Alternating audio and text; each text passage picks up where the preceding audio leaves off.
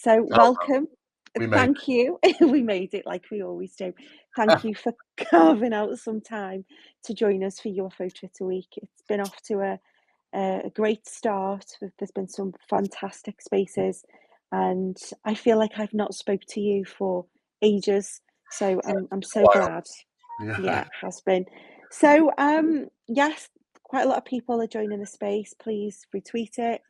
Well, Steve's always very gracious and loves a good question, so we certainly will open up for questions. But shall we just dive into it? Firstly, how the devil are you? I'm good. I'm good. Been busy. I'm You, always busy, but it's been. I've had an interesting summer. It's been interesting. We've done quite a few experiments, and I've been involved in a number of different things. So moving forward is the main thing. it sure is. There's been a lot. I've noticed a lot of new followers on for me. God, that sounded very egotistical, but I'm going somewhere with this. There's been a lot of new people on X, a lot of new people kind of getting into the topic and discovering the community. And I wouldn't want to assume that everybody, or most people will, but I'm not going to make the assumption that everyone knows who you are. So it would just be great if you could just tell the room who you are, your background, and just give us a whistle stop tour for the newbies. I'll do a quick one through. My name's Steve Mera. I have been involved in the subject for 41 years. Started in 1983. Preliminary, I was into the paranormal. And then I advanced into parapsychology and paranormal mechanics. And then I kind of got into UFO stuff. And the reason why is because I saw the paranormal connections with ufological encounters, psychic ramifications. So I kind of got into UFO stuff.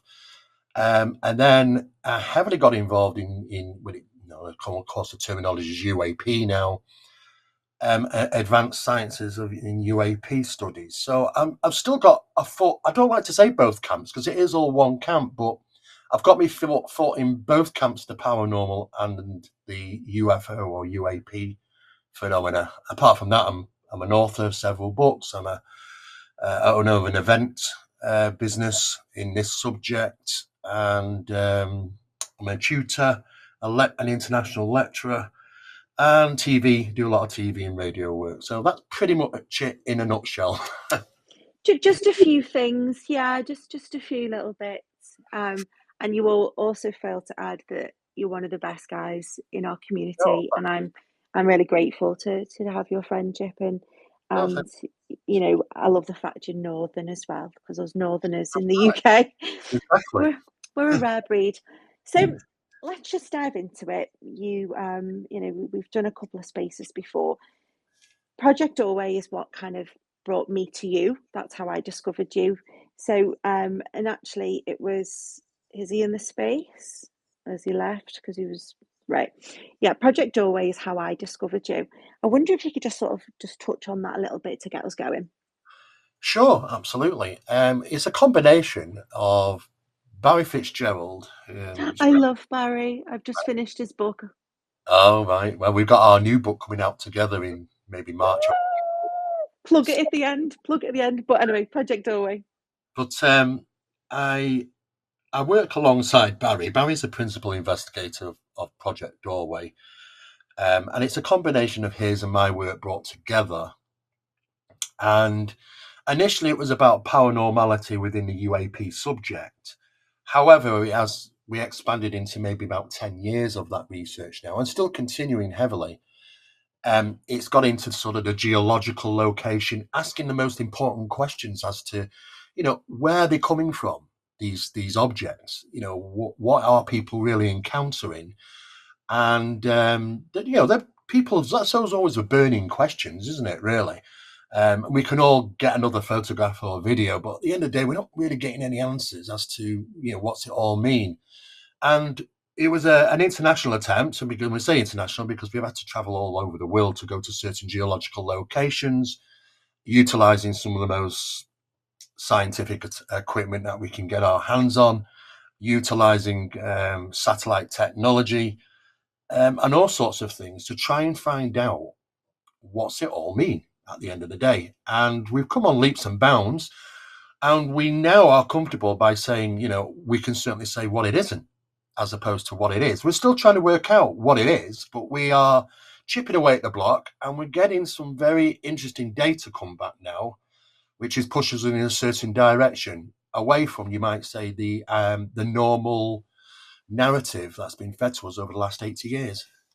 Oh, care to unpack that a little?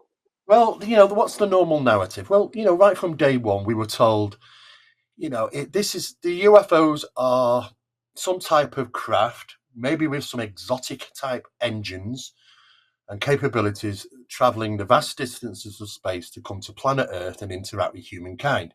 And just by chance, some of them fly across the universe, which is the most treacherous place ever known to humankind, to crash or blow up, or things drop off them. The encounters with the occupants vary into approximately around about almost 2,000 different varied entities now. So it's starting to get a little bit thin regarding the narrative, because we've got a lot of information now that points us that it isn't extraterrestrial in origin. Now, that's a big statement, but when we look at what NASA have come back and concluded, yes, they're aware that people see UFOs. Pilots have reported them, military and both civilian, and they're very credible encounters. There's video footage of them, supported evidence. They know UFOs exist. But what they do know also is that there's not enough evidence to say that they're extraterrestrial. There's no superhighway going backwards and forwards to Earth. Statistically speaking, when we started doing our surveys, now we couldn't take every country into consideration around the planet, because some of them just won't play ball. Some of them won't share that information. Some of them don't even collate information. But out of the ones that do, we correlated that there's approximately a sighting of a UFO seen every 10 or 20 seconds on a 24-hour basis around planet Earth. That's Hang multiple. on. Say that Between stat again. 10 and 20 seconds, a UFO is sighted in a 24-hour basis around the planet. That Wow. means there's multiple hundreds of thousands of UFOs amassed planning around the Earth on a daily basis. Now, where are they all coming from? Because there's no superhighway. We've got very delicate equipment now that can measure the isotopic and also the way that it passes through from outside of planet Earth and in. It has to get through the ionosphere. Now, ionospheric disturbances are easily identifiable by equipment and telescopes and all sorts of things. And we're not seeing, we get a few little bits, yes, but we're not seeing the traffic. So the traffic's already here. So the big question is, okay, they're not coming outside in. Some of them might be, but then that might be because they've just gone up and then come back down. But the statistics show that they're already here, to the more terrestrial based evidence as opposed to extraterrestrial. And this is exactly the same thing that AARO said, which is the Pentagon UFO program announced, which I knew about 3 months prior, that's what they were going to do, announced that there's not enough evidence to support the extraterrestrial hypothesis. Exactly the same thing came from Keel, John Keel, a very well-known author and researcher back in the day, in 1967, said the same thing. Or doing all his evidence, he pointed to the same conclusion. Jacques Vallée is exactly the same thing in the beginnings of the 1980s. It's not all extraterrestrial. Mm-hmm. It's not enough evidence. Even Hynek, in a specialized meeting in 1977 called, he concluded that he didn't believe there was enough evidence to say extraterrestrial. So the narrative is slightly changing. And many of the listeners might note now that narrative change. We are living it at this moment. It's a very exciting time, because we didn't think that narrative change was going to happen so fast, but the data's showing it. And now they're falling in line. You've got astrophysicists, you've got doctors, professors from university coming forward and saying basically the same thing, that it's more terrestrial based phenomena. We don't know how or where they're actually coming from exactly, but it's more terrestrial based than it ever has been extraterrestrial based. And now, with all that data in hand, you've got all these people and the narrative changing into interdimensional topics, away from the ETH and ET. It's now NHI, non human intelligences, and the references to interdimensional or ultra-dimensional, or even crypto-terrestrial. So we are pulling away fast from the extraterrestrial hypothesis. So the data you can't ignore. You literally melt my brain every time we talk. And I love it. I love it. Wow. I think it's important that we have people like yourselves that are willing to, have these conversations and have these sound bites brought to life. Um, you and Barry were recently in the Pyrenees, right? We, yes, that's correct. We were Project So, Doorway. Yeah, we so were. talking of data, that, your Well, trip out there, were you, what was that data well, collection? Was this part of the unpacking, or can't you say? I can tell you some things. There's some things we Oh, can't do yet because we're still working on it. But we were in a location which is very isolated, super remote, and these places always are because the phenomena likes to go to places and set itself up in locations where people just don't get to. Be honest with you. The police authorities know about it, and if you photograph things or talk about these things, they'll tell you to delete the photographs off your phone. Don't talk about it. The locals, and there isn't that many of them where we went, they're aware of the phenomena. They live with it every day. And not just UFO, but there is actually a Bigfoot or cryptid type creature, wild man up there, and also plenty of paranormal disturbances. So it all kind of goes hand in hand with what you might refer to as high strangeness locations. But the particular place we went to, we got data not only from satellite technology, but we also got data geologically. And then we had to do the third part, which was getting feet on the ground. And I have to say, it's probably the most ordeal of a trek I've ever taken place. It was just ridiculous. But it's an incredible location, and there's a lot of stuff going on there, a real lot. And it's well established. First time this came to light was Pat Price during the remote viewing programs at Stanford Research Institute many years back, and he identified the location. Unfortunately, there was a lot of questions as to Pat Price's death as he was killed.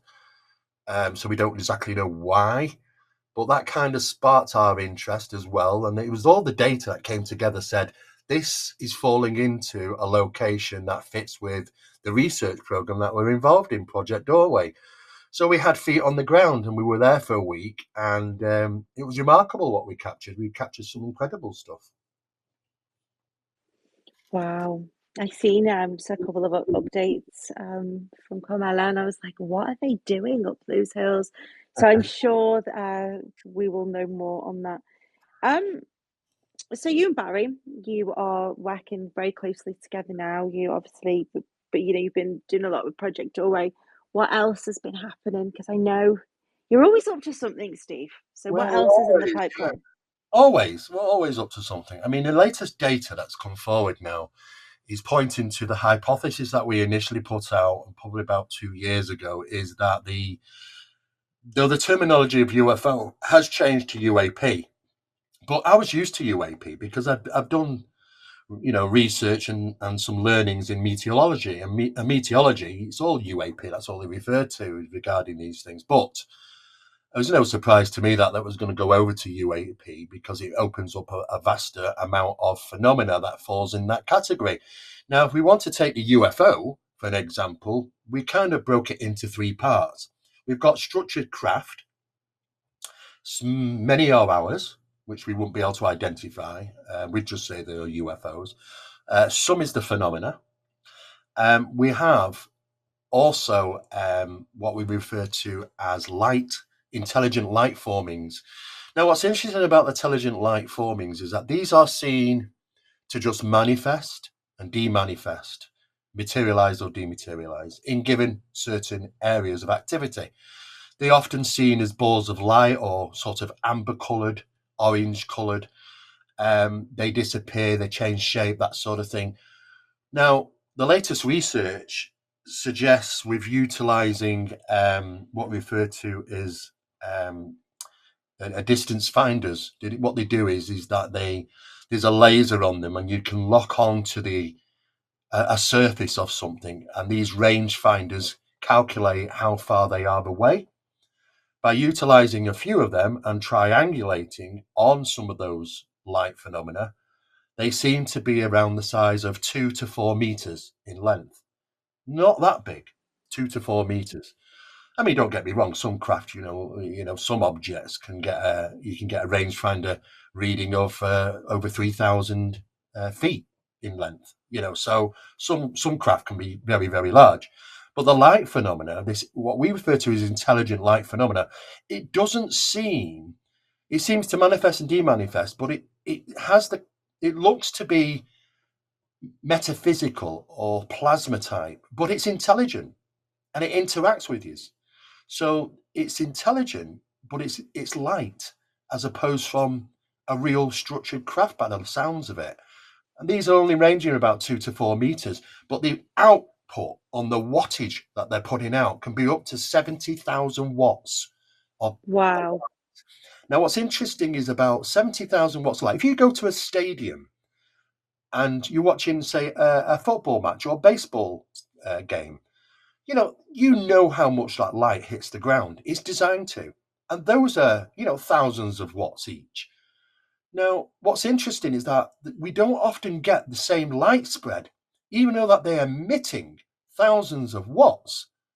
They don't seem to react normally in the environment, such as spread the light across the ground. Sometimes you would expect to see yourself silhouetted in light with shadow behind, and you're not.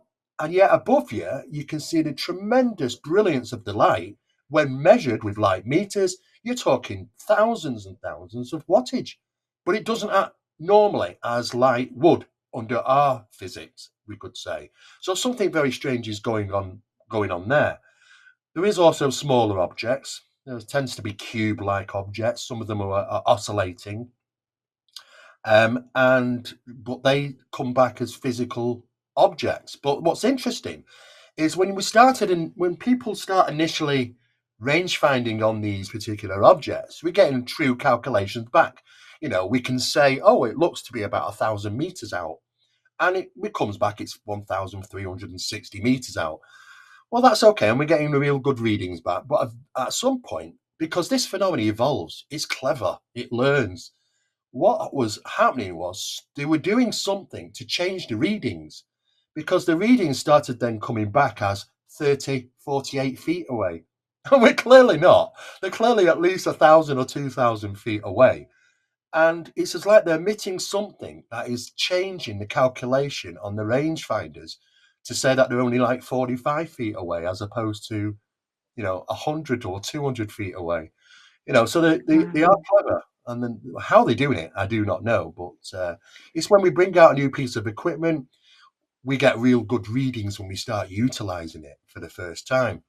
But then But they kind of realize and then switch into counter mode, and evade. So it's a cat and mouse game, really. you've said this to me before about cat and mouse game. Just a quick question as you were talking about those sort of lights. In my humble experience of, contact groups and people doing C5 and Heist and well, not necessarily Rama, but I hear a lot from that community in the UK that the sort of the orbs and the lights are like the main thing that people see. And as you're telling me this, the question in my mind is, or a question to you perhaps, is do you think there's a reason why when people are trying to make contact themselves, human initiated, they're getting these lights and they're not seeing craft as such? Do you think there's Well, something around that? well, if you go back to, I mean, where initiated, where was the first light phenomena ever witnessed? It was round the seance table, long before experienced in the sky. Though Hell yeah. that's if we rule out all the ancient stuff, of what our ancestors were trying to tell us. And then when we conduct those type of experiments to reaching NHI communications through the seance process, you go through and I say with quotes, spiritual aspect of it into the paranormal, poltergeist, disturbancy type stuff, pushing through to NHI communications. And when you get to the NHI stuff, you start to get the manifestations of light long before any small structured objects start to appear.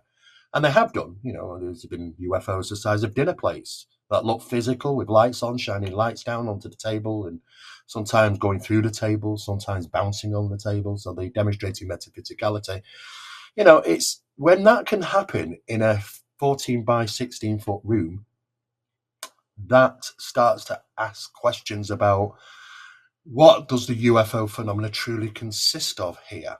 And that even also leads into some experiments where NHI have actually visually been seen in association to seances and caught on camera and filmed and that sort of thing. So there's definitely the esoteric connection from the paranormal side, and it bleeds through. So we don't we were not surprised at all that a lot of people, when initiating this conscious connection with the phenomena, they're going to get light phenomena primarily. And it's intelligent, though. It's intelligent light phenomena. It interacts with the conscious mind. It's the observer phase, the conscious connection, and it can happen very fast. And it happens just like, when you get a group of people together, something different takes place in regarding conscious circles. And we noticed this years ago in the paranormal phenomena. If you've got like 10 people and all jolly and all having a good old laugh, and there's a seance taking place, but it's that loose that people are enjoying themselves and heightened emotions, you get very good interactions. It's like that shared consciousness. It promotes, the contact type experiences. So it's no different when you got a group of people outside. It's just a different location, and the phenomenon presents itself in the sky as it would in a room. So it's very similar. And then we have to look at those similarities and think, well, hang on a second, there's so many things which are connected here. Does one precede the other? Did the paranormal precede the UFO? Or Oh, is it all one of the same thing, all the same part, and it's us that have divided it into different sections, be it the paranormal and the ufological? I've never considered that. I have never considered if that for me it's always been, the phenomenon is one thing with just various elements happening. But you've just phrased something yet again, Steve, where my brain's going, "Huh?" Well, yeah, Um, it does. thanks for that, friend. Ashton, did you have a question? I seen you quickly bob your hand up. Yeah, and hey Steve, what's up? I agree with what you were saying with the vibe too. And I wonder with the light phenomenon, is there anything that you found like residue? Because that would happen, maybe not something that would be so far away, but maybe closer in with like measurement wise, something like measuring biophotons or something that you would be able to measure that there you wouldn't necessarily have to be there, but there at the time, but there might be a residue of something that afterwards that it happens. That's a good question, but one thing that we're lacking here is that putting equipment in blanket monitoring for UFO phenomena is not an easy task, because what we are relying is a trigger response, and that trigger response is usually a conscious connection. Of course, we haven't got equipment yet. Maybe some AI may be out there, that's delivering that opening process of that conscious connection. A conscious connection is like Bluetoothing with the phenomena. That's the best way I can describe it. You're Bluetooth with the phenomena. The phenomena is aware of you observing it. It might be aware of a number of people observing it from different locations. Some of them, some of them will not observe it, which is strangely profound. But out of those that are observing it, it might say, okay, that this person over here I'm going to connect with. Now we know that through the double slit experiment or dual slit experiment that the electrons change due to watching them. Anything does when we watch it, it changes its aspect. That change might be recognizable by the phenomena, so it knows if it's being watched. And if it can recognize that, then it can say, okay, all right, so somebody's watching us, and utilizing that conscious observer effect, that conscious connection, choose to connect with an individual. We now know by utilizing flow bands, which we put on our heads, because we've got some equipment now. I mean, years ago, we had to go to hospital to get a big EEG reader, machine, and you couldn't get that out in the location because these are massive things on wheels with probes and things you got to stick all over you. But now we have things which are mobile, which are flow bands. You can put them on your head and they'll measure your brainwave activity and report it to your phone on a live app. And you can self-monitor your brainwave activity. And we know that it can happen within 20 seconds. That phenomenon can Bluetooth pair with you within 20 seconds. We might even be able to go faster, but we definitely got it to 20 seconds. And after 20 seconds, because that within that 20 seconds, you've got that reasoning there to say, okay, what do I want to do? Do I want to back away? Do I want to go forward? Do I want to go on with this? You got 20 seconds. Maybe not even less sometimes. I don't know, but we got it for 20 seconds to make your mind up. And if you don't make your mind up, the phenomena can grab hold of you within 20 seconds. Now, what happens is you slip straight into theta wave. Now, that's not normal for being consciously unawake, moving around. Theta's like when you sleep, hypnagogic, hypnopompic, in hypnosis, daydreaming. That's theta, and the phenomena puts you into that straight away because it's the easiest place to manipulate is in theta. And once we does that, we lose cognitive limitation. So that cognitive limitations means that we don't start to act sometimes normally as we would do. If we might want to, under normal circumstances, we'll be hot on the foot and pursuing the phenomena. And sometimes we don't. We just stand and gaze like rabbits in headlights. We might have a camera in the hand, but we didn't take a photograph. We might do some and we didn't do it. We might have pieces of equipment set up. All we've got to do is press them on, and we didn't do that. And this is what happens. It grabs us in a way that sometimes it limits our cognitive abilities to function as we would normally do if we were consciously awake and active. And the flow bands now can measure that. So we are measuring data, which is the effect on the human psyche, not just the psychological, but also the physiological as well. And realizing that happens when we have this conscious connection, something is happening within us. And I can only imagine this is kind of the best way I can describe it. It's like Bluetooth pairing with the phenomena. It knows to Bluetooth pair with it if it chooses to. And then it's up to them, actually, because once they've got you, they can go from just having a mild experience to basically, a craft will descend, occupants will come out, surround your vehicle or surround you, and you're still stood there and not run away. So it does change vastly, but it starts with that theta brainwave alteration, going into theta from the normal waking state, drawing that conscious connection, and then the manipulation of the psyche, which is your cognitive limitations. Steve, when I first heard the Kinsella twins' story, and as you know, I was sort of very love and light and woo girl and let's all go and knit Birkenstocks, man, and hearing their story and what happened to them really gave me another spin on the others or the phenomena or them, and that there is dare I say, a darker side that Well, we don't often talk about as much. And I'm not a doomer. I'm not someone that likes unpacking that. But my question is, do you think there's a certain type of person that tends to have the more darker experiences? Or do you think that in your experience, in your research, or do you think the phenomena or them or whatever we're calling them, NHI, these craft, do you think they target certain types of people? Because I'm always really quite interested in how some people have these life-changing, altering, horrific experiences, but then on the other hand, you have people that have really positive experience and will for more. I just wondered what your take on that is. It's a question that I'm often asked, because the biggest problem in this is us, believe it or not, is humanity in our thinking and our perceptions. And the best way I can describe it is that if you've got a child that's at school, in junior school, okay, and if you take that like a whole year out of junior school and do statistics on them, some of them will have horrific experiences of bullying, injuries, stress, just horrible experiences. Some of them will have great experiences, but that's just being delivered by other human beings. What we've got to consider is that we have a phenomena that wants to interact with us in numerous different ways. There is no good and there is no bad. It's our interpretation. If you imagine a class full of entities here, and we're saying, okay, the guy comes in and says, okay, You guys, you're going to interact with 6-year-olds today because we want to know what their capabilities of psychic learning is. Nicey, nicey. And then, you guys over there, well, we need samples from 50-year-old twins, for an example. We need to do some biological testing. They're going to have a terrible ordeal.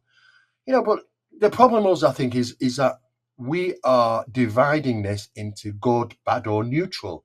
When I think, really, the truth of the matter is, it's phenomena that chooses to interact with us in any way it wants to. Sometimes it's not going to be nice. Sometimes it's going to be neutral. Sometimes it's going to be pleasant and nice.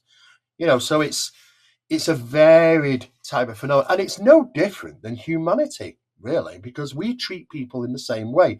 And it's exactly the same when, if you do a test, for instance, school children, some of them will have horror stories and never want to have that experience again, when others will say it's great, I have a great, I don't want to leave. So I think it's a bit like that, to be honest.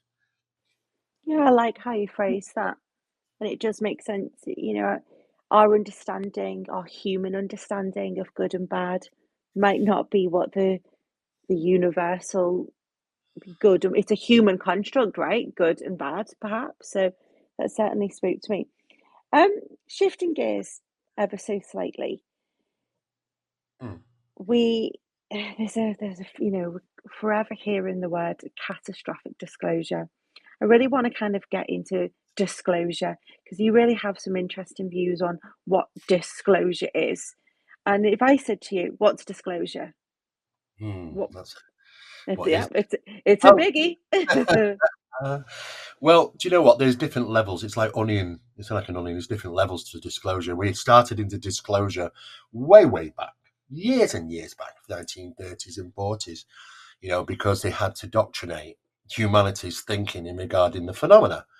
The best hypothesis they could come forward at the time, and I don't blame them, is that's the extraterrestrial hypothesis, because that's how we think. If we've got rockets, we could go out there, we could go to another planet, we could interact, and that sort of thing. So that was been kind of fit. So, yeah, that's what it is. And that's what they force fed us for a long, long time.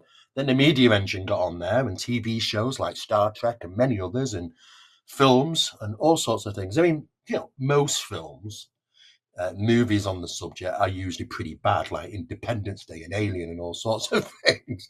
They like to paint that picture. But there were a lot of TV shows which ran with the narrative, like Star Trek, and there's hundreds of other shows like that based on the principle of interacting with numerous types of aliens from different planets, traveling the vast distances of space, and that was force fed for a long time. Of course, it's changing now. Now that I am I am part of a couple of think tanks, involved in a number of certain establishments where I do get to find some things out. A lot of things I'm not allowed to say after that certain meeting, but there are some things I find out, and there are other people in the know about how profound this phenomena truly is. If you thought UFOs and extraterrestrials was profound, wait till you get to the crunch of it. I mean, they are aware of bits, not the full picture, but they're aware of bits. And when all these people come together and put the bits together, they're certainly realizing, this is a real big pill to swallow, because it's going to cause some issues. There'll be some people, because it's down to belief system. We are the problem. It's always humanity's the problem. We are the problem because we have insights, we have beliefs, social conditioning of different, structured behaviors to what we might see and experience around the world in various different countries. And the problem is that different people will believe different things. Some of them will say, it's all demons, it's all demonic. Some people say it's angelic, it's all nicey, it's love and light. Some will stand in the middle and say, well, you know what, we're not too sure what it is. It might be just extraterrestrial. Well, that's it's always been the simple answer, but it's not. It's not the simple answer. We'd like it to be. That would be tremendous if it was so simple then, isn't it? But it isn't. The phenomenon never has been like that. It intertwines, and this has been going on for such a long time that even religions have been based around the storyline of the phenomena, changing the aspects, changing the names and the faces to this phenomena for a long time, but utilizing it nonetheless. even promoting it in some ways, such as the Holy Spirit, allowing it in and all this sort of thing. You've got to consider that the Vatican are very well aware of the phenomena, and its phenomena's capabilities may not have limitations, but certainly capabilities. But they've had to change it. They've had to twist it in advantage because, as time's gone on, that's what the Vatican do. It's got to promote religion. The aspects of religion, what we're dealing with is a godly power. But if we really truly look into the UFO phenomena and what's been experienced, they deliver godly power. They seem to be capable of doing anything that God apparently did in the Bible. So we question everything now. And there are some great people out there, researchers. Paul Wallace is one of them. He's an exceptional researcher about this sort of stuff. And he said, you remember him saying that, Steve, the word God has been hijacked. But trying to prove that to people is a different story. And it's absolutely incredible how far along this goes back. As far as I'm aware, they've been here a lot longer than we have. We're the new kids on the block. I believe Diana has a new book out quite soon, and I think it touches a lot, on this aspect and a little bit more. I often get asked. I come from a Northern Irish, very Catholic family, and my mum totally went against that and really got into the occult and the esoteric, but she still had that. Me and Barry talked about the elves, the fae in Southern Ireland, and how much of a part of my grandmother's life they were, even though she was very religious.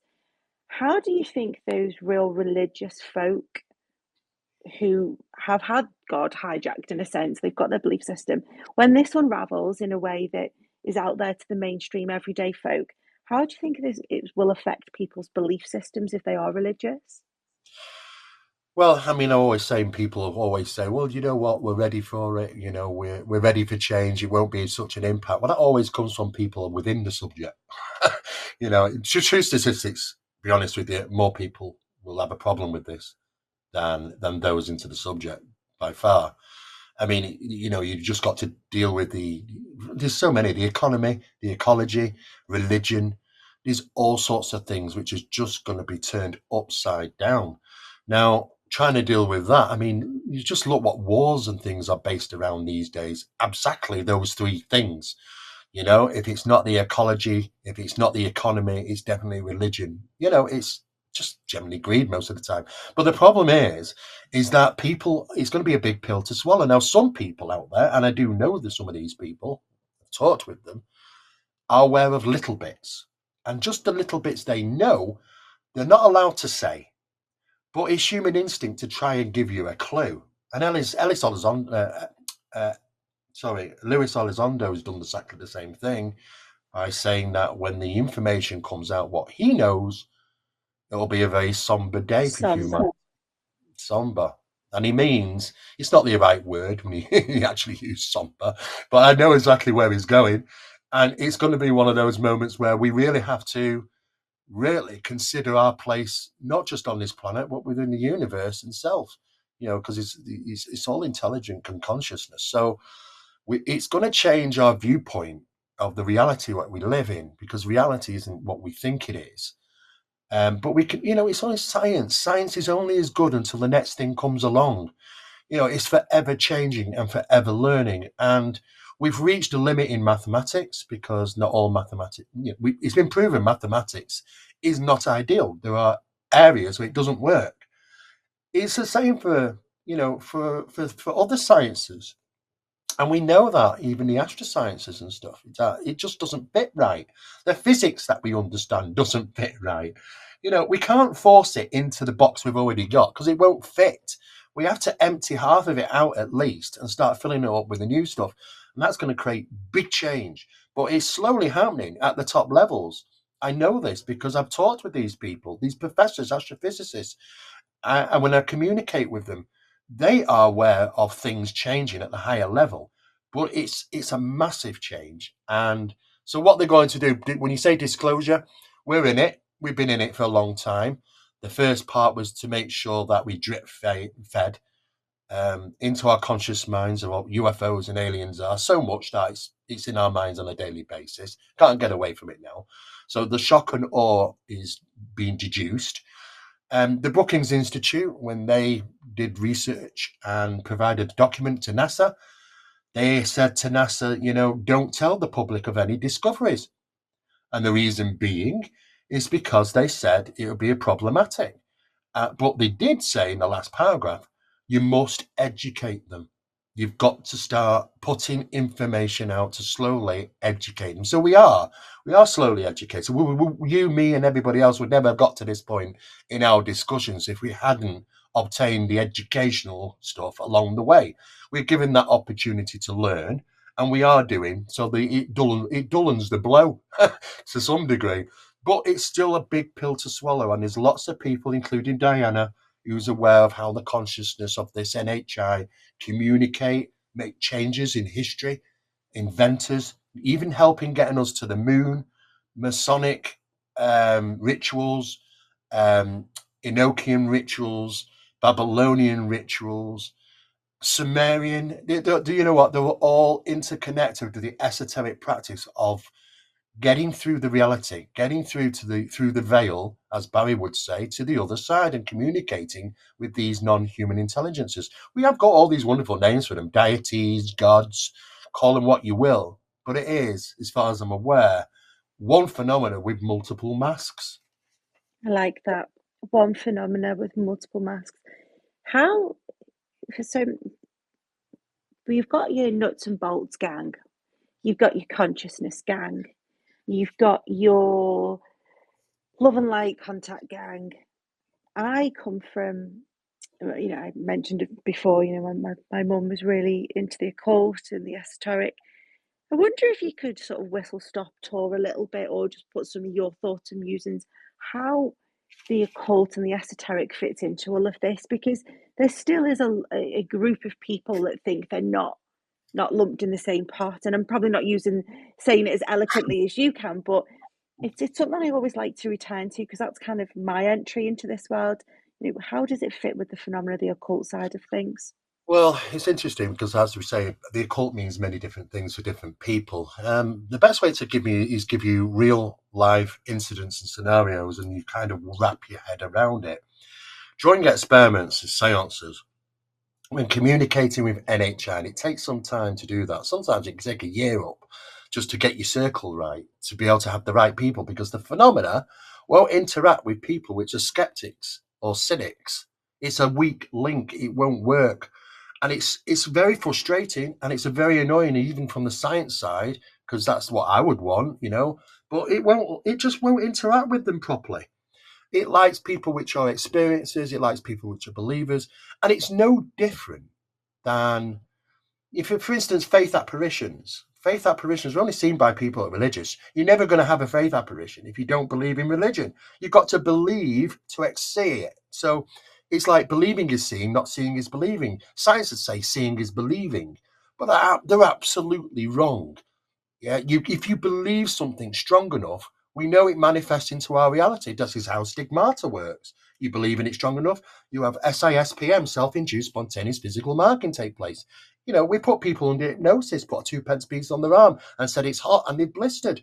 It's not, we're going by the normal physics and understanding of our reality here. So believing is a massive, massive thing. We can make change through that. Through, the more people believe in something, the change can happen.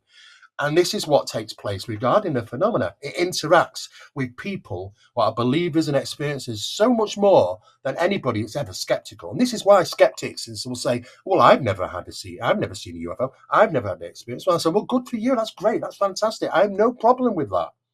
But what happens when you do? You see, and that's when this is when the mind's going to switch over and go, oh, hang on a second. And I love it when I hear about wake up moments, because I had it. I started off skeptical and, trying to prove it all wrong and everything.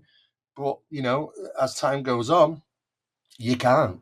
It's absolutely impossible. And then scientists start running to hide behind boulders of research, which is just not reliable at all. So when we imagine these seances, when getting to eventually, after about a year's process of getting the right circle, and you push through and push through and push through, and eventually you get to NHI level, then they can demonstrate they like to demonstrate their capabilities, and metaphysicality is one of them. A glass jar moving across the table several times. Now, it's slowly moving. It's only moving a couple of feet, and it's reasonably slow. And you can see it sliding across the table. Then you get DVP, direct voice phenomenon, from the NHI to say, put it back in its spot.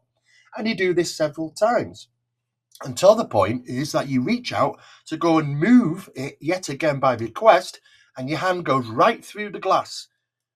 You can see it. You can see it easily. It's as if it's really there. Then you get that confusion.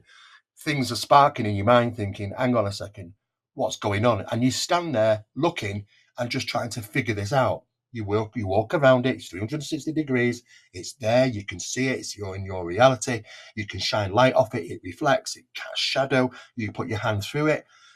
The only thing that happens when you put your hand through it is that you get a slight wrapping around your fingers it's a bit like a very thin layer that goes around your fingers. You don't feel any numbing, it's not cold, and your hand just goes right through until they tell you can move it. And when you do move it, you reach out for it, it's physical again. So they took an item and they switched it to metaphysicality so that you could see it in our reality, but couldn't interact with it. And that's what happens with the UFO phenomena. That's why they're not sometimes picked up on radar. They can suddenly disappear off radar and still be seen. Sometimes radar is no good because, they switch into metaphysicality and you'll physically see them with your eyes. You'll go, oh my God, it's there. Pilots can see them, but they're not being picked up on radar because the radar's passing right through them. This is why they go into water, not leaving wakes, and they can switch into that mode. So when they want to be physical, they can be. So it's come down on the ground, make marks on the ground, interact with individuals. And the entities, the phenomena, the UFO is part of the phenomena. It's not just a craft, it carries the phenomena, and those occupants do the exact same thing, walk through ceilings, go through walls. This is why I have a big problem about we've captured alien beings. We've got them locked up. Yeah, I don't. They can demonstrate metaphysicality. It's like saying, how do you capture a ghost? It's kind of problematic for me. But when you start to get your head around that, you start to realize that this phenomenon is much more capable. It's not restricted by the physics that we are in this reality. It's ours and more. So they can bridge that. And people know this. I've been in these circles. I've talked with these people, and they've whistleblown little bits and bobs. That the UFO metamaterial stuff, we've been lied to. We've been told there's 4% isotopic differentials in them on purpose to give us that idea that they're extraterrestrial in nature, or they're manufactured in zero gravity. There's another one. Those are the red herrings that have to be put in. The truth of the matter is they're all earthly origin. They're all aluminium. Now, don't get me wrong, the purities in aluminium is very, very high in these crafts, all of them. But it's not impossible. I mean, aluminium is probably the most common thing on our planet. In fact, the purest aluminium, aluminium goes right down from the topsoil, right down to 25 miles around the core of the earth. It's plentiful. But to get purities of 98, 99%, or even higher, it's got to be machined. It's got to be industrialized. It's got to be a process of manufacture. Something manufactures them. Some intelligence does. But when you look at the properties, everything is earthly. Not finding anything extraterrestrial in them, and this is what they don't want people to know, because you've got to throw something in there to say, well, it's got to show it's extraterrestrial in some way. Well, put the 4 isotopics, change it, let's put the isotopics differentials in there. Let's say it's manufactured in zero gravity, all sorts of different things. No, don't get me wrong. We are in orbit going around planet Earth at this very moment on craft, which are 3D printing. NASA own them.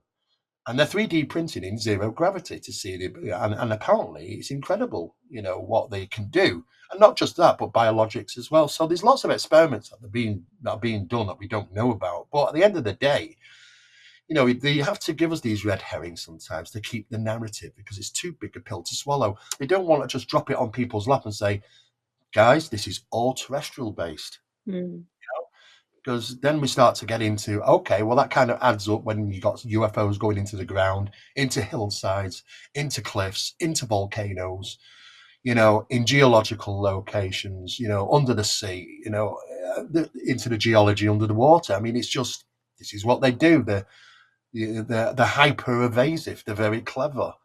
And like I say, there's lots of people that have whistleblown. Just going back to your question, and they have, lots of people are, and they are saying that some of these, what we know is completely wrong. The narrative has to change, and they're coming forward with their own data, and it's all these little pieces are going in the same pot because it means the same thing. That there's a geological connection that can basically, the phenomena is present, man, not just because you don't see it or don't hear it, but you react to it. And that is that reaction that we have. It's like when you're a paranormal investigator and you go into a room and you know there's something there because your body reacts to it. Just because you don't see it or hear it doesn't mean it's not there. And your body is the mechanism that you have to listen to. Like Barry said many, many times, it's the importance of understanding you in that environment and how to react to it. Absolutely. That resonates with me a lot. It just made me smile, actually. I was reading Barry's book in my house in the dark, and there was this unholy bang at the top of my house. And given, the things I'm into and the subjects I'm into, I absolutely like shit myself. And it just made me smile that am I accepting of this given the environment? So it just made me smile. We talk of data, Steve, and I just wonder your thoughts as a civilian, and the great work that you've done. There is a lot of sort of citizen journalists now.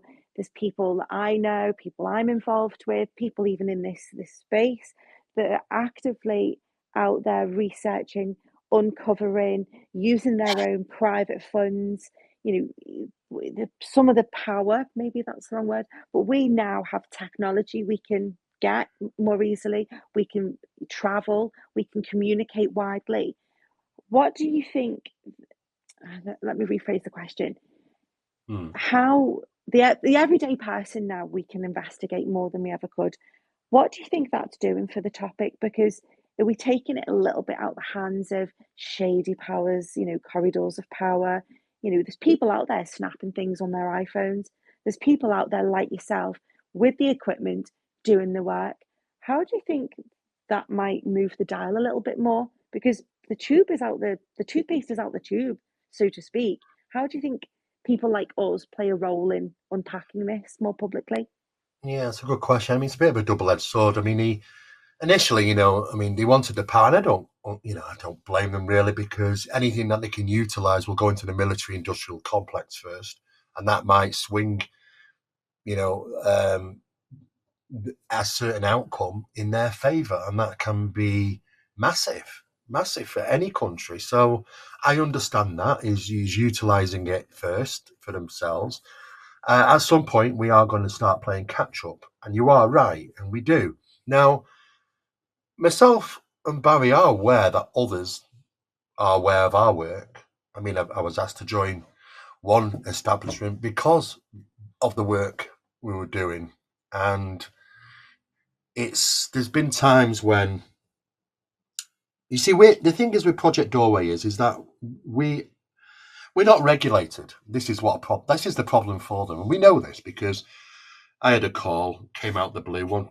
I was wanted to be interviewed. I was interviewed by a gentleman who I could see on screen, but he also had another computer next to him which I couldn't see, and he was he was getting the questions from somebody else. That other party was only referred to as a working group, advanced working group. I do know that these guys some of them are still US military programs, some of them are retired, but they wanted to ask certain questions about where we obtained certain data. I was even asked, did some of the information that we gathered, had a gentleman called Kit Green told us about that? Now, I know who Kit Green is. He's one of the biggest, shadiest persons up there in the UFO secret government programs associated and stuff. He knows quite a lot, Kit Green. I know his name.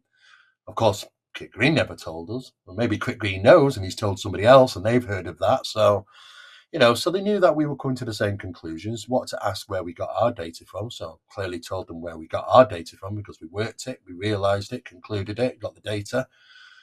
We just got to the same post they have. They got there first, we got there next. But the problem is that for them was that there's a number of what I might refer to as kind of possibly red topics within the work that Barry and myself do.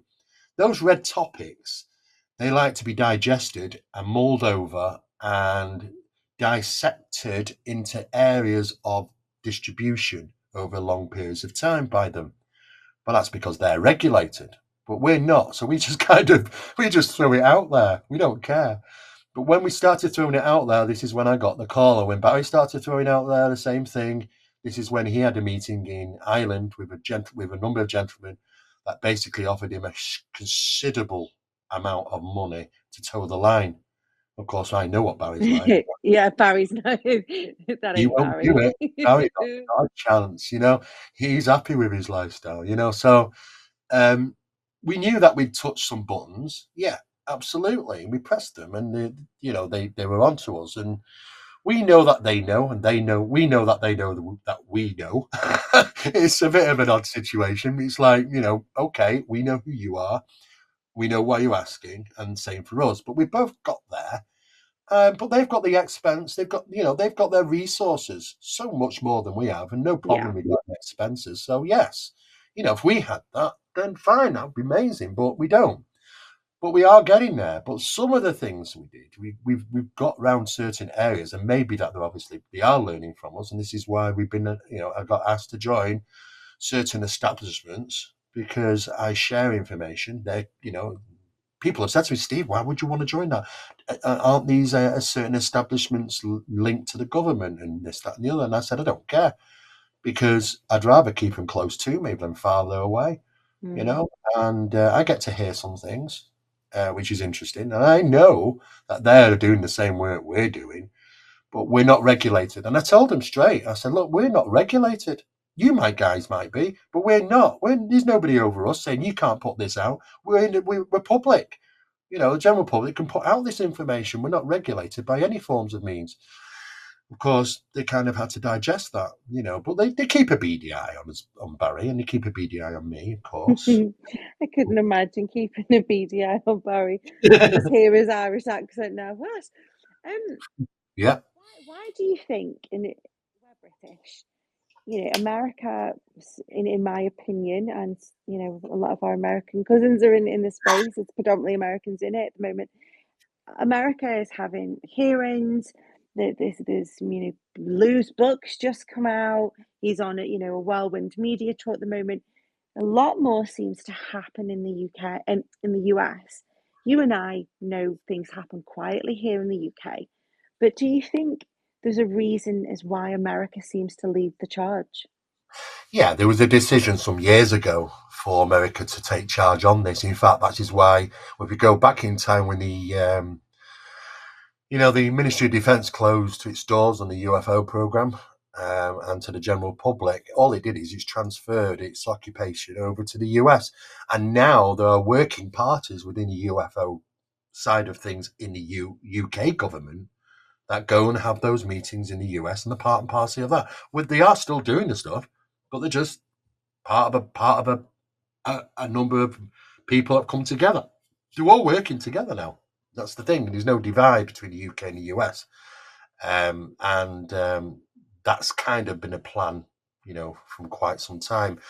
They know that the narrative, they know that data was going to come out eventually opposing the narrative, so they had to have a plan.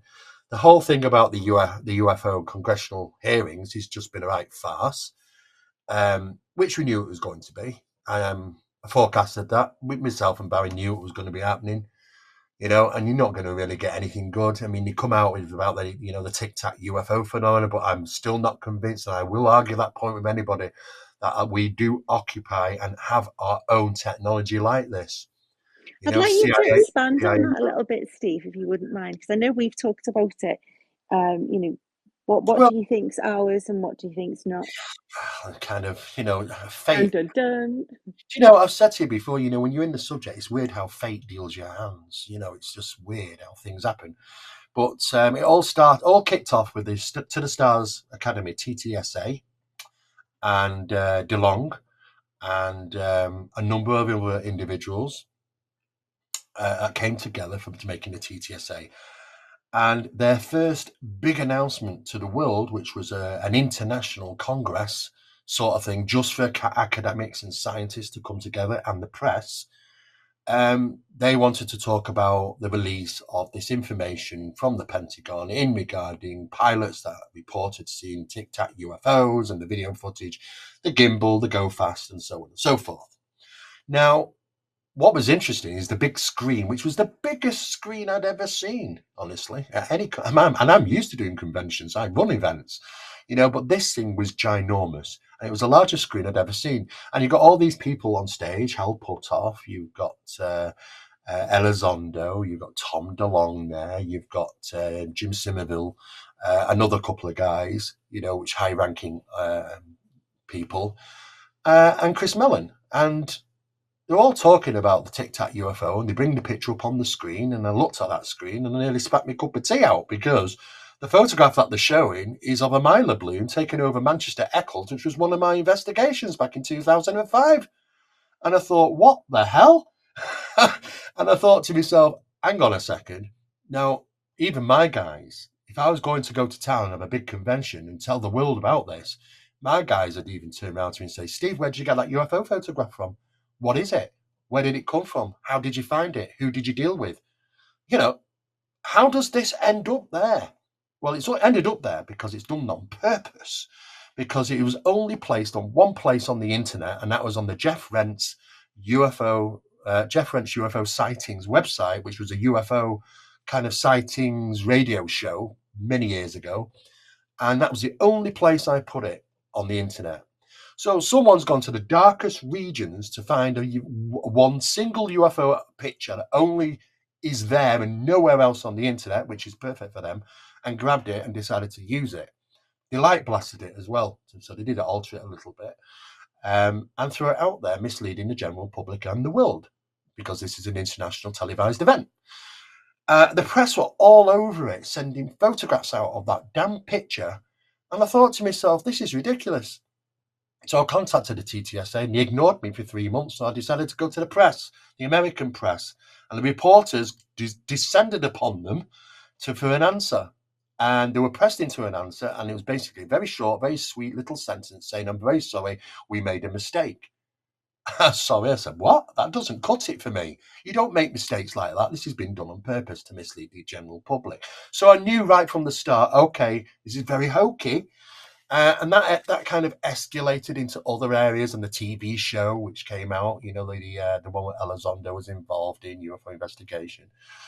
Very questionable. Now the pilots are going to see things, absolutely. Now my uncle's brother was a Top Gun pilot.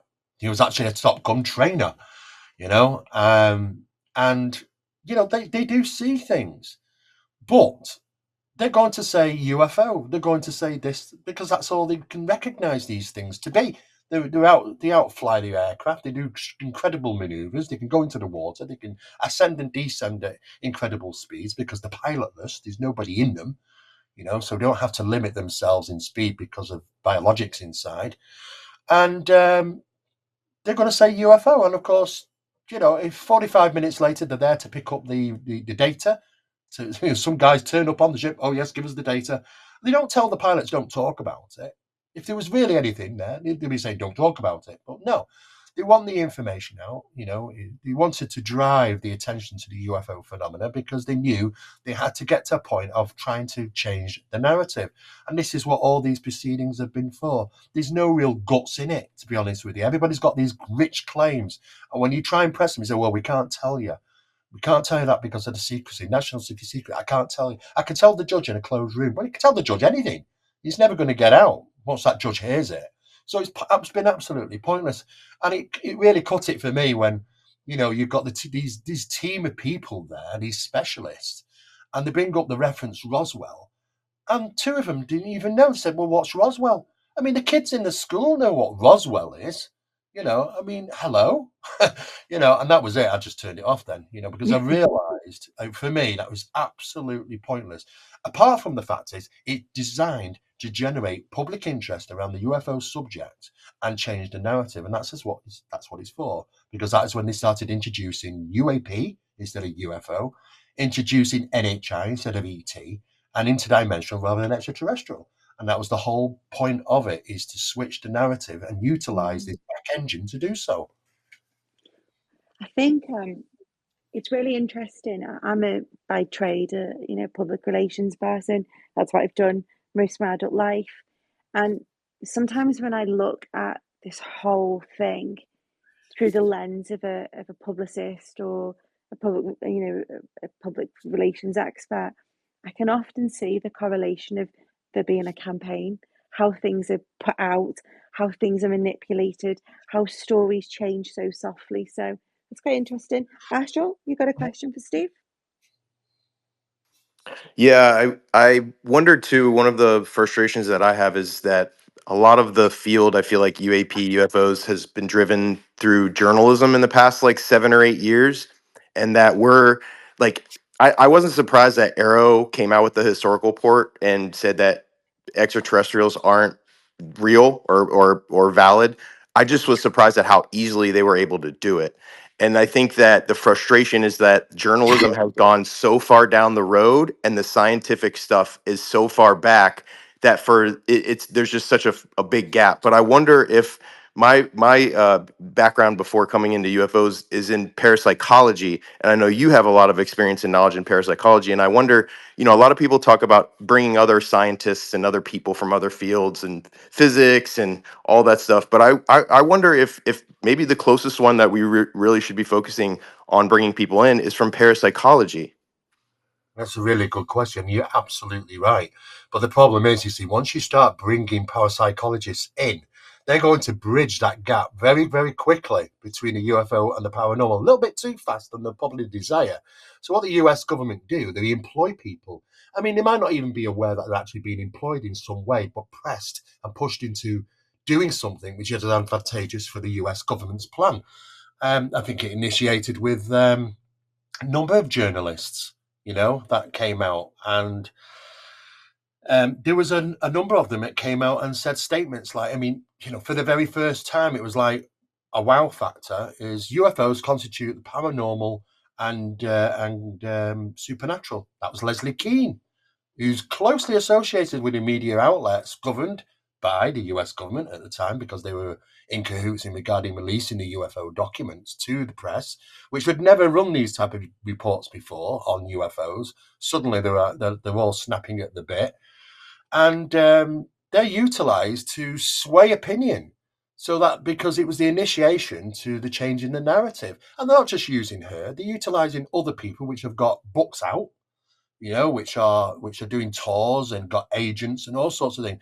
There's a great push which is happening at this moment, and it is interesting because they've got to, people are going to start asking questions now, because now we've got scientific equipment, now we've got data, and now we've got people which are brave enough to step up and say something. So they knew it was going to happen, but they need to take control of it. So the best way to do is meet us halfway and make sure that the narrative is underfoot first.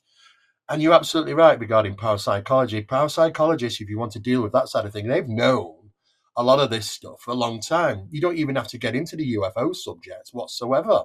You just deal with intelligences. We even got to the point where intelligences are being able to diagnose people at distance and say, I mean, no doctors, the best doctors in the world don't know what's wrong with this particular patient. Communications happen. It's not even, it's at distance, and they say, this is the problem. So the specialists focus on that and try and figure it out, and they realize that was the problem.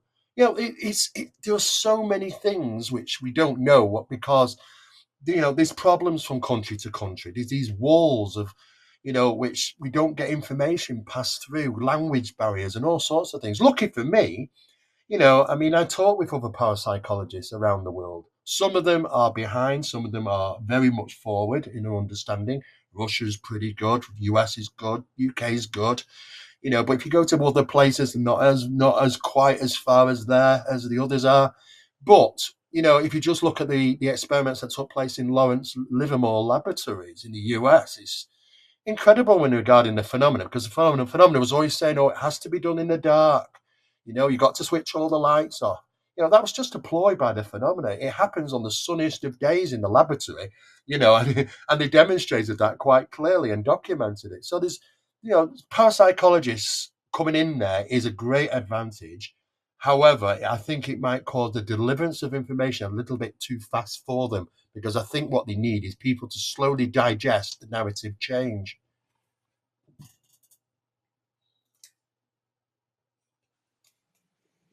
You're just a treasure trove of information. My brain's going. I'm going to have some really, really interesting dreams tonight. So thanks, Steve. I know there's a lot of people that would probably want to ask you a question. So if there's anyone, Steve, if you're happy to take a couple of questions Oh, from the absolutely, room, yeah, sure. perfect. If we've got anyone that would like to ask Steve a question, request and we can make that happen. Steve, what's been your most startling experience or bit of research that's made you go, "Oh"? What's the So, one thing that you will always think, "Friggin' heck"? What is that one? We all have that aha or I that mean, that change. What was it for you? well, I mean, Barry certainly opened my eyes to the phenomena of Fae, which is really one of the same thing. There are very some active places in Ireland. I was taken to one. I had to be at sunset on the top of a bloody mountain, of all things. There's me struggling up this mountain, running up this mountain with equipment, with him ahead of me saying, "Come on, Steve, we've got to get there because we've got to get there. The sun's got to be setting as we're in there." And I don't know, it was all about timing, but I did manage it without having a heart attack. And I got up there with the equipment, and there's an entrance that goes down into the ground, and there's a cavern, and there's a solid granite wall there. And Barry's saying to me that it's an activation point, and but there are voices that come from in there, and now apparently come from behind the wall, and they're not English speaking. We don't know the language, ancient, whatever, female. And whilst we were there, we heard and we recorded, and it was like, whoa, that was an eye opener. And joining Project Doorway up on the in the desert mountains, in the middle of nowhere, we knew that it was what you call, we backstep the science. So what we're basically doing is we reverse science conclusion. So we put all the information out, it adds it up. You say, okay, this is the location where all the data's telling us so, but we got to go and prove it. We've got to go there and see, is phenomena manifesting there to prove the hypothesis. So when we do go there, it's like, okay, we got there, beautiful sky, nothing around whatsoever, in pitch black, because there's no lights in the desert. It's absolutely pitch black. It's a moonless night as well. That doesn't help. And all of a sudden, once we weren't getting anything, so we put the cameras away. Barry says, "Put them in the trunk. Put them in the, let's put them away." As soon as we shut the damn thing, the trunk, bang, this thing appeared. Now this thing was huge. It was huge, and it had beautiful lights on it. It was like bright welding art lights. It were, beautiful colours, and I was totally locked. Totally locked. Luckily, Barry's got a little bit more sense about him than I was, because he was a bit more aware of our surroundings than and I was like a rabbit in the headlights, as you can imagine, and totally unexpected to see this right above us. And it didn't fly in; it just appeared seemingly from nowhere. Just like poof, it was It there. just did, yeah. But what was really Wow. interesting, I don't know what's going on with Barry, but Barry said to me at least maybe 5 seconds before that thing had just twitched on like a light bulb, he says, "They're here." And I'm like, what? And I'm looking around, and then woof. And afterwards, I was thinking, how did he know that? He has a sense of this conscious connection, you see. So, and that's good for me because he's a bit more, a bit more aware of the surroundings than I was, because what I was unaware of is that whilst we were like rabbits in the headlights, there were some things on the ground behind us in the desert. And Barry brought my attention to that Like and said, like actual like something could like well, physically there. there should not be any small children or figures in the desert that night. Let's just say that much. No way. And Barry said, right, we've overstayed our welcome. You know, sometimes when these are such remote locations, they don't greet you with a happy hand. Sometimes the phenomena, sometimes it's like we annoy them, or they don't like us being there, or you shouldn't be there, sort of thing. And he knew that that was the best time to leave, and we did, and we got out there. We got out there fast. To be honest with you, we got into the jeep and we were gone. But there was something going on about us, slowing down and considering going back, and it was like, no, it's not our normal thought. That's what Barry was kind of initiating here. It's like, no, no, no, no, not going back, not going back. No matter how many other times the thought's going through your mind, we got to go back, we got to go back. But we didn't. Barry stuck to his guns, and I think you got to trust yourself. Yeah, Because you sure. don't know if that's something else. But it wasn't expected, and I had to admit we reacted in a way that was not good. The body was screaming at us to say, "Get the hell out of there!" Fear induced. The body's telling us it's not good. So we Yeah. listened to it and we got out of there. And he's taught me a lot, Barry, over the years in regarding, how to recognize those senses. And you've got to go into those locations with an open mind, of course, but be prepared what to do in case. And most people don't even listen to the bodies because they fix themselves with so much sugar when you're going on sky watches and things, eating candy bars and Coca-Cola and all that refined sugar, which is a poison, is going to cause, you may have heard this before from Barry, and it's his work, and he's going to cause adrenal weakness, and it's going to disconnect you from your fight or flight. So those warning signals you won't recognize, and that's the worst thing to do. Got to listen to the body. So it's best to starve yourself at least 48 hours of refined sugar, even 72 hours before going into a location, because you need your body to alert you, because there's not much else that's going to do it, really, to be honest. The best piece of equipment, as Barry says, is yourself. I remember him saying that to me last time we were all together, because I was I'd done a little bit with Mission Rama, and when they're out doing their thing, some of them completely fast. They don't have any alcohol. They don't have Yeah. sugar, and it was interesting how, like, Gria's side of things, there isn't that prescription in a sense, and Barry really unpacked to me like the importance of listening to your inner radar, basically. So I was grateful to hear that. B, you got a question for Steve? I do. Thanks, guys. As always, it's just amazing spaces, such amazing speakers. Steve, I would love to know your thoughts pondering on the quantum entanglement aspects with the phenomena. That in itself couldn't explain why debunkers and skeptics don't see it, because it's pretty much like a nocebo effect. I'd love to get your thoughts on that. Yeah, it's a very good question. I mean, you know what? You can lose yourself in quantum mechanics. You really can. I mean, I've tried to do as best as much as I can in researching that.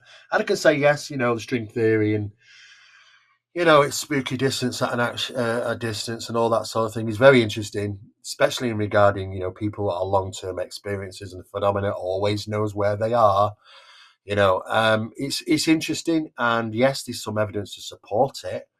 In regarding skeptics, it's a mindset. I think it simply is a mindset. If you open yourself to religion, now you're not born with it. It's, you're not an innately, born with religion. It's a taught process, and it's a belief system. And when you accept that, the more stronger you accept that, then you open yourself to having interactions with something that you might consider biblical in origin or religious connotations to it. And it's the same. No, it doesn't have to. It's just a label.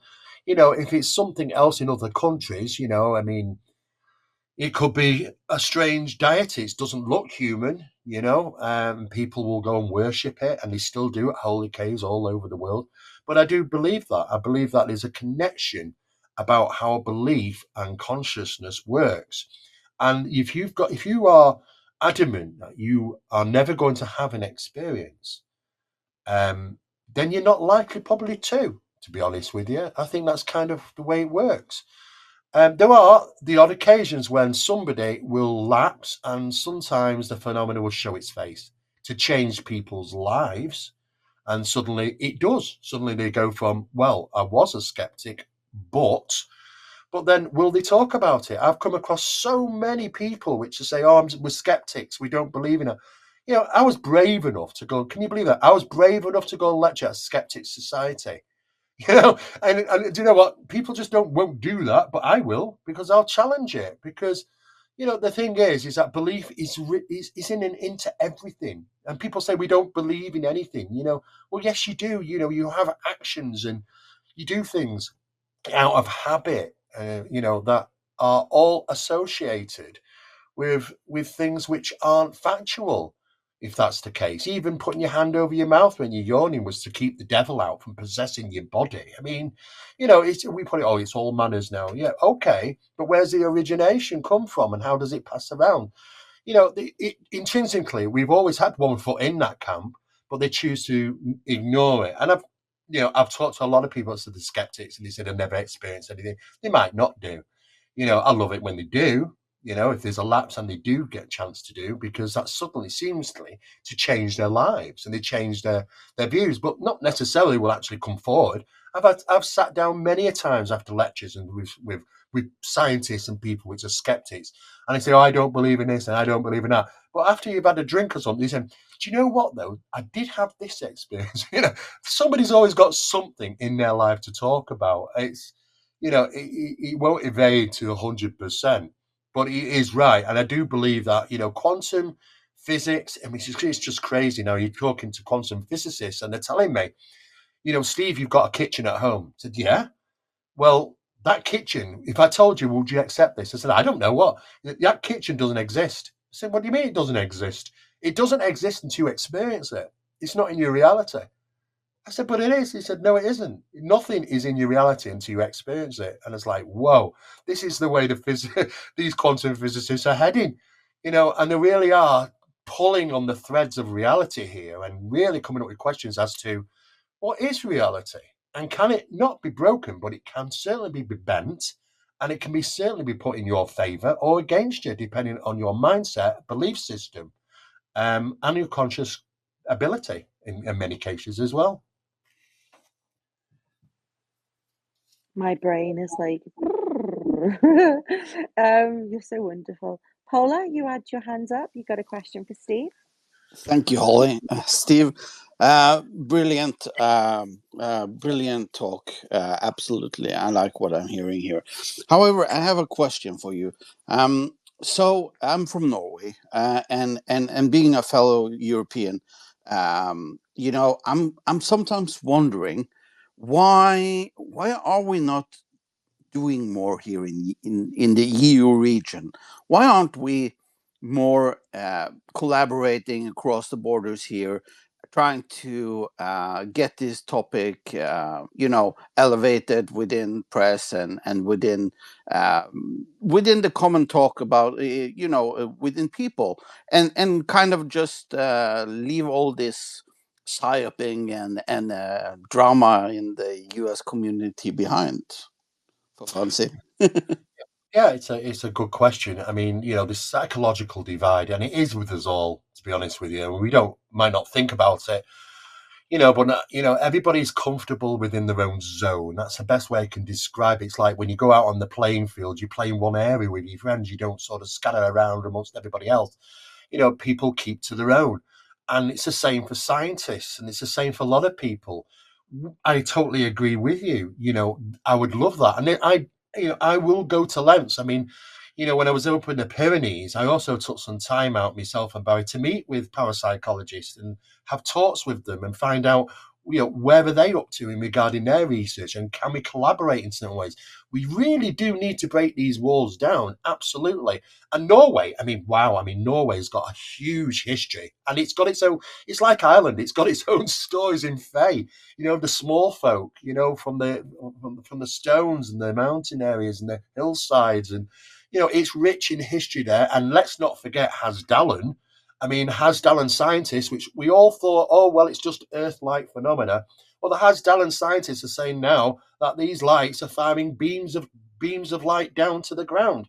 There's much more going on there, and it's a shame because it's the same all over the world. We really, the bit that we know, which we think is a lot, is nothing. There's things happening all over the world we have no idea about, and sometimes we might never get to know. And it's basically because there is this behavior about this psychological divide about, we keep to our own and stuff. But people really need to try and socially break out of that. The internet's done a lot of it for us, but even so, on the internet, when you put a search in for Google and you're trying to find things out in just simply as somewhere in Spain, it won't deliver you the Google information because it knows where you are. And this is when we were doing research in the Pyrenees. We really had to, it was really hard to find the information. We knew it existed, but it was really hard. We had to contact people overseas to help us get the information because even the search engines wouldn't provide it for us. They want to keep the people in boxes. They don't want unity. They don't want people coming together because eventually all the clues that will come together will start delivering answers. Probably too fast for them to handle. But you are absolutely right, and Norway is a perfect place where to have studies, because there's so much phenomena in Norway, just as there is in many other countries. Yeah, don't get me started. It's very much around here, and it's a long history. It's we have a long written history about it, and it's like you say, we have our own kind, the Hulderfolk and stuff like that, and we share some of these stories with Sweden, and it's absolutely a large variety of these things. So yeah, thank you. I loved your answer, and I would really appreciate if the communities, at least here in Europe, would be a bit more collaborating in the future. To be fair. Well, I totally agree, and I you know what, myself and Barry have decided we made a decision just the end of last year that we've done our work in the US. There's no more we can deliver in the US. We've got so many contacts. We know everybody. We've done all the international lectures there. We're focusing on Europe. We're focusing on Italy, in Spain, in Germany, in Denmark, and also Norway. Actually, we've got myself and Barry's got plans to visit Norway as part of our research program, hopefully next year. So, it's on the scope that we want to focus in Europe because there's incredible stuff. It's unbelievable the stuff I get to find out. Incredible stuff that's taking place in Europe, in places like Norway and France and Germany and places, and we don't know. And all we see about this is the America it's got the foothold because it's the engines and the algorithms and things. When you're searching, it's going to search for the most prominent thing there. Unfortunately, and it is a shame, there are prominent things elsewhere, but very, very many of them don't get through the net, to be honest with us. And when we do find things over there, it's only because it's reached usually an international status. We don't tend to hear about the national stuff unless you start really, really digging around, and that's a real shame. Yeah, just to quickly reply there. If you do a follow back to me, I will DM you a link to where you can download some grimoires from Norway, and so you have something to chew on and deciphering. And there's a bunch of things there. Okay. Oh, amazing! I love those things. That'd be great. Thanks, Paula. Red, over to you. Got a question for Steve? Yes, great space, great stuff, Astro Holly. Steve, I'm wondering what's your current stance on all the mummy stuff?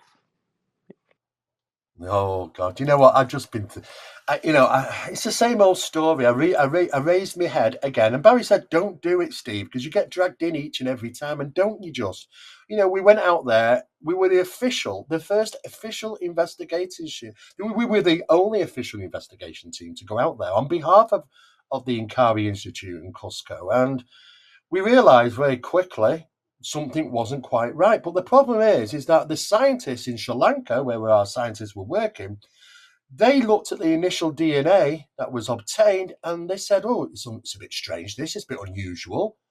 And because we were pressed by the reporters so much that we had to come up with something, because this was taking months, and it does take months for scientists to do this type of work. Don't get me wrong, but because we were pressed so much, we had to come out with a preliminary statement, basically saying, "Okay, well, we'll do this lecture and we'll put out what we've been told so far." And we told them the scientists have found it unusual. There's some anomalies here, and if that's right, that anomaly, then it could mean that this, and this. And of course, what they did is they took it to heart, and because they thought it was unusual, it has to be alien. But the bottom line is that on our second trip back to Peru and further analysis, we realised very quickly what the problem was, because the samples that were taken between the fingers of these very long fingers of Maria, the alien mummy, should we say, it had two human type DNAs in there because there were two human different bones that had been put together. We realised very quickly what was going on, and of course there was a racket going on. And what myself and Barry decided to do, which was probably a bit insane, whilst we were over in Peru, we met with a person who worked at the government and had a discussion with them.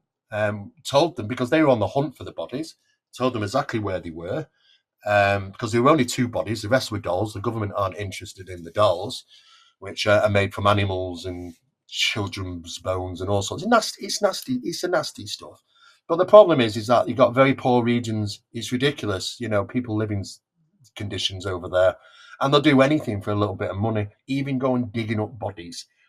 Even old bodies, ancient bodies, and they'll go to taxidermists and they'll get paid well by the vaqueros to make these and alter them and do all sorts of things, cover up the bodies with the marks on that they've made with diatomaceous earth. It covers a load of sins, that does.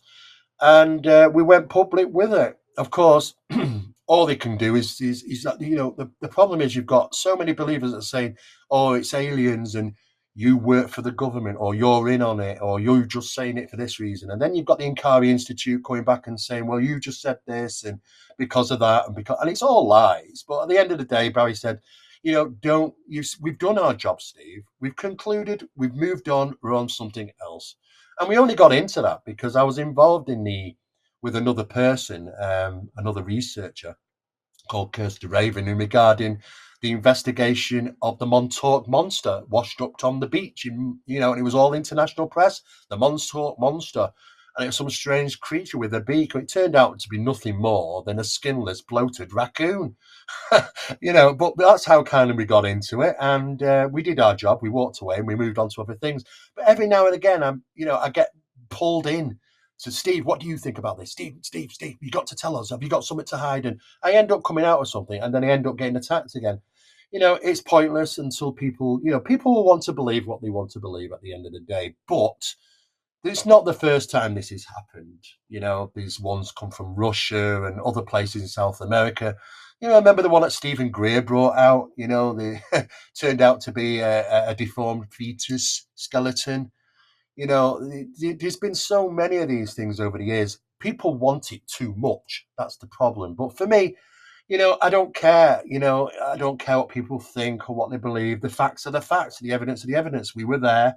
We did the investigation. We did the analysis. We did the examinations, and we taught and watched and learned actually who was involved in this. And it's a money racket. And especially when you find out Maria is on the black market for $1 million. I mean, there's nothing to hide there.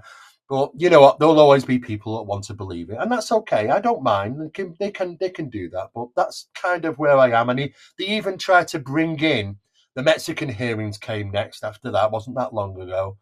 and even pilots that were talking about, military pilots talking about their sightings of UFOs and stuff, were tried to be dragged in on it. And would you stand next to the mummies and would you take a photograph? Would you make a statement? They wouldn't. They wouldn't, because most people realize what they are, but there's so many people out there which are just swallowed up by the idea that these things are real. It's a shame. It won't be the last time. There'll be more to come, I'm sure. Thank you. You're welcome. Thanks, Steve. I'm going to wrap up pretty much in the next minute or two. The next space is starting. We've got a plethora of spaces happening all week. So firstly, I wanted to say thank you, Steve. I'll hopefully get to catch up with you in person real soon. And thank you for everything that you do for the topic. Thank you for allowing me to hit you up as often as I do when I have my questions. And thank you for your contribution. You're welcome. Thank you so much. Give my love to Jack as well. And hopefully I'll get to see you all soon. Guys, I think there's another space happening real soon. I think Schrader is pushing ahead with the next one. We've got lots of different spaces happening this week with more names possibly coming out. I'll be back tomorrow. I think it's 3 a.m. my time. But yeah, I'll tweet out. We have Darren King at Exo Academia tomorrow. We then have Dr. Mike Masters, and then on Friday we have Matthew Pines. Saturday we've got Matt Ford, Sean Cahill, and a mystery guest. So thank you, big massive thank you to Steve for joining us. Thank you for everyone tuning in. Be kind to one another and all take care. Good night. Bye, Steve. Bye.